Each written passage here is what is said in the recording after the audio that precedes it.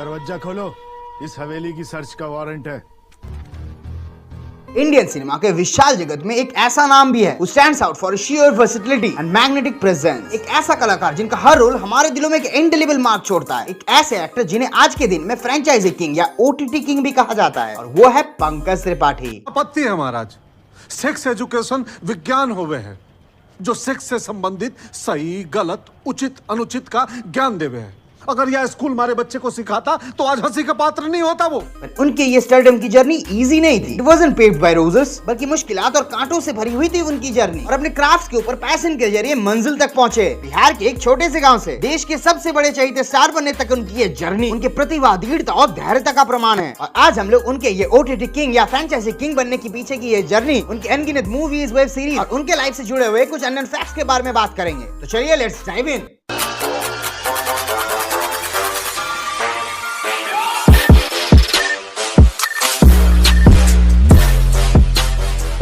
1975 में बिहार के गोपालगंज में एक पंडित कृषि परिवार में जन्मे पंकज त्रिपाठी। उनके पिता पंडित बनारस तिवारी एक कृषि और पुजारी थे। 9वीं कक्षा में आकर पंकज अपने नाम से तिवारी हटाकर लीगली त्रिपाठी बना लेते उसे। और पढ़ाई के साथ साथ 11वीं तक पंकज अपने पिता की खेती के काम में हाथ बटाते थे। पर पंकज के पिता उन्हें डॉक्टर बनाना चाहते थे। और पंकज को कल्चरल प्रोग्राम और नाटक बहुत पसंद आती थी बचपन से ही। अपने 12-14 की उम्र में वो छठ पूजा के दौरान लड़की बनकर परफॉर्म करते थे। पर पंकज जी को 10वीं-12वीं तक फिल्म की दुनिया के बारे में कुछ नहीं पता था, क्योंकि ना उनके घर पे टीवी था और ना ही नजदीकी एरिया में कोई थिएटर या सिनेमा हॉल। अपनी प्राइमरी पढ़ाई करने के बाद वो पटना गए कॉलेज की पढ़ाई करने के लिए। पिताजी को बेटे को डॉक्टर बनाना तो था, पर पंकज जी पढ़ाई छोड़ के बाकी सारी चीजों में दिलचस्पी रखते थे। उसमें अव्वल भी आते थे। जैसे कॉलेज में आने के बाद वो हाई जंप, 100 मीटर स्प्रिंट, हर एक स्पोर्ट्स कैटेगरी में टॉप करने लगे। और फिर वो एक एक्टिव स्टूडेंट लीडर बन जाते हैं एबीवीपी में, और काफी सारे स्टूडेंट मेंबर्स का हिस्सा भी रहते हैं। फिर नियति उन्हें लक्ष्मी नारायण लाल की अंधा कौन थिएटर में ले आता है, और वो इससे काफी इन्फ्लुएंस्ड हो जाते हैं। कहते हैं कि थिएटर उनके जहन में ऐसा छप गया था, उनके होश ही उड़ गए थे। फिर वो regularly drama shows, theatre shows जाने लगे। एक्टिंग और आर्ट से उनका एक लगाव सा होने लगा। वहाँ के साइकिलिस्ट, ऑटो वाले और आर्टिस्ट लोगों के साथ दोस्ती करने लगे कि वो भी उनके साथ थिएटर में शामिल हो सके। और 1995 में उन्हें भीष्म सैनी की स्टोरी लीला नंदलाल की प्ले में एक लोकल चोर का माइनर रोल मिला।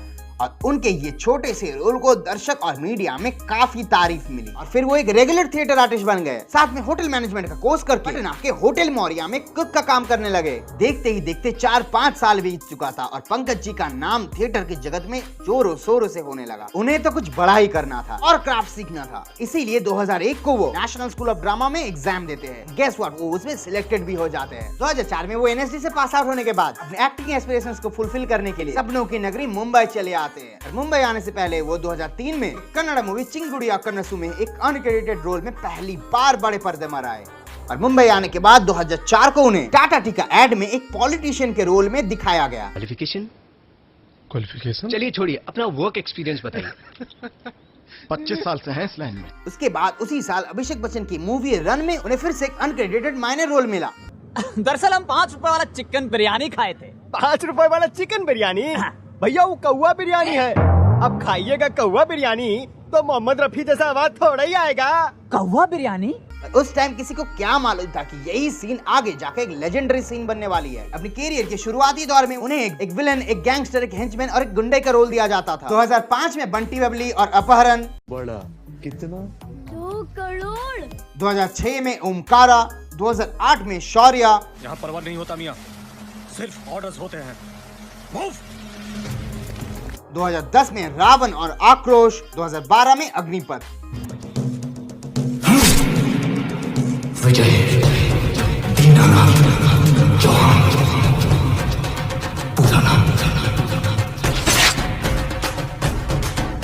हर एक मूवी में उनका एक पैटर्न बन चुका था और यही गैंगस्टर गुंडे वाली कैरेक्टर उनकी टीवी सीरीज में भी आने लगा। 2010 में सोनी टीवी पाउडर में ड्रग किंग पे नावेद अंसारी का किरदार काफी लोगों का अटेंशन ड्रॉ किया। उसके बाद काफी सारे सीरियल डेली शोज में भी वो काम करने लग गए। सबके सामने प्लान नहीं बता सकते, सबको सब कुछ पता नहीं होना चाहिए। इन्हें बस हमारा काम करना है। और फिर आई अनुराग कश्यप की सबसे बड़ी epic black comedy crime film gangs of Wasseypur. नहीं, गोली नहीं मारेंगे साले को, कह के लेंगे उसकी। सुल्तान कुरैशी का ये रोल उड़ता है और दूसरे से अपना इज्जत बचाता है। समझ गए? जो उनके लिए एक ब्रेक थ्रू था, जो उनको एक रिकॉग्निशन दिला है। पर उसके बाद उन्हें फिर से वही दबंग 2, गुंडे, सिंघम रिटर्न्स और दिलवाले जैसी मूवीज में फिर से माइनर रोल्स में कास्ट करने लग गए। 2017 में पंकज जी को नियो नॉय थ्रिलर फिल्म गुड़गांव में लीड रोल कास्ट किया जाता है। ये मूवी को क्रिटिकली एक्लेम तो मिला, पर बॉक्स ऑफिस में बुरी तरह पिट गई। एक टोटल डिजास्टर साबित हुआ ये मूवी, और फिर वो अपने रोल्स में एक ड्रास्टिक पिवोटल चेंज लाते हैं। रोमांटिक कॉमेडी ड्रामा बरेली की बर्फी में बिट्टी का पिता का रोल, जो एक बहुत ही स्वीट कॉमेडिक फादर है, उनका एक अलग फेज, इतनी अच्छी कॉमिक टाइमिंग, हर चीज सबको मंत्रमुग्ध फील दे देगा। उसके बाद क्रिटिकली एक्लेम्ड मूवी न्यूटन में उनका और राजकुमार राव का रोल टू ब्रिलियंट। उनकी ये मूवी को नेशनल फिल्म अवार्ड मिलता है, और फिर फाइनली उन्हें पीछे मुड़ने का जरूरत नहीं पड़ा कि पीक जाने का समय आ चुका था। ये 2018 साल में उनका ही भौकाल था। कॉमेडी स्त्री में उनको screen award for best supporting role मिला। तमिल मूवी काला में सुपरस्टार रजनीकांत के साथ उनको कास्ट किया गया। फिर आई प्राइम वीडियो में एक वेब सीरीज, जो इंडिया में वेब सीरीज का रिवॉल्यूशन का शुरुआत था। ये वेब सीरीज का वेब का डॉन था कालीन भैया। मिर्जापुर के लिए उन्हें best actor in web series और best actor in any drama series category में अवार्ड मिलता है। सखंडा से आप परिचित हैं, वो व्यापारी थे और हम बाहुबली हैं। तो जितना करना था आप कर लिए, अब हम करेंगे। क्या कर लेंगे आप? मकबूल? की भौकाल अब पूरी देश में राज करने लगी। किंग ऑफ मिर्जापुर से सीधा किंग ऑफ OTT। और उसके बाद 2019 में सिर्फ क्रिटिकली एक्लेम्ड सपोर्टिंग रोल्स ही नहीं, बल्कि कमर्शियल सक्सेस मूवीज में भी काफी इंपॉर्टेंट किरदार दिया गया, जैसे लुका छुपी, ताशकंद फाइल्स, सुपर 30। फिर उन्हें इंडिया की दूसरी बड़ी वेब सीरीज सीक्रेट गेम्स में एस गुरुजी देखने को मिला, जिससे फिर से वो best supporting actor in a drama series बन गए। आज से ठीक 9 साल बाद एक न्यूक्लियर धमाका होगा। न्यूक्लियस से निकले थे, न्यूक्लियस में ही वापस जाएंगे। नेटफ्लिक्स, प्राइम वीडियो और G5 जैसे OTTs में पंकज त्रिपाठी एक कॉमन फैक्टर बन चुका है। 2020 में डिज्नी प्लस हॉटस्टार में आई क्रिमिनल जस्टिस, जिसके लिए उन्हें फिर से Filmfare OTT award for the best actor role मिला। नेटफ्लिक्स की Hollywood action thriller film Extraction में हमें वो क्रिस हेम्सवर्थ के साथ दिखे। फिर गुंजन सक्सेना, मिमी, 83, अगस्त और ओ माय गॉड 2 जैसे मूवीज में हमें वो देखने को मिले। मिमी के लिए उन्हें national film fair award for the best supporting actor मिला। माँ और बच्चे का रिश्ता ना इस दुनिया का सबसे पवित्र रिश्ता होता है। और कागज के लिए उन्हें फिल्म फेयर OTT अवार्ड। हम ही मर गए। हाल ही में उनकी मूवी मैं हूँ अटल में हमारे पूर्व प्रधानमंत्री श्री अटल बिहारी वाजपेयी के किरदार पे वो बहुत नाम कमाए।